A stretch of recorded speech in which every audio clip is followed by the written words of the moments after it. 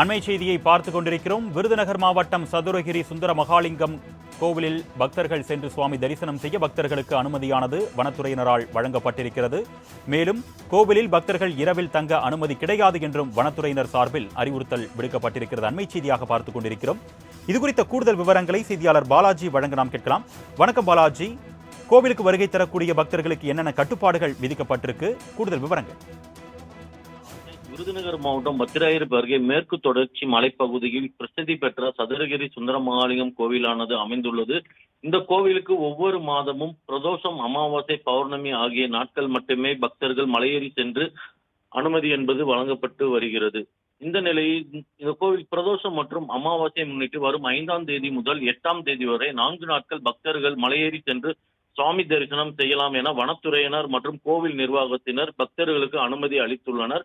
பக்தர்கள் கோவிலில் இரவில் தங்க அனுமதி கிடையாது. தடை செய்யப்பட்ட பொருட்கள் மற்றும் எளிதில் தீப்பற்றக்கூடிய பொருட்களை கொண்டு செல்ல வனத்துறையினர் தடை விதித்துள்ளனர். மேலும் அனுமதிக்கப்பட்ட இந்த 4 நாட்களில் திடீரென மழை பெய்தாலோ அல்லது ஆற்றுப்பகுதியில் நீர்வரத்து இருந்தாலோ பக்தர்களின் பாதுகாப்பு கருதி பக்தர்கள் மலையேறி சென்று சாமி தரிசனம் செய்ய அனுமதி மறுக்கப்படும் எனவும் வனத்துறையினர் தெரிவித்துள்ளனர்.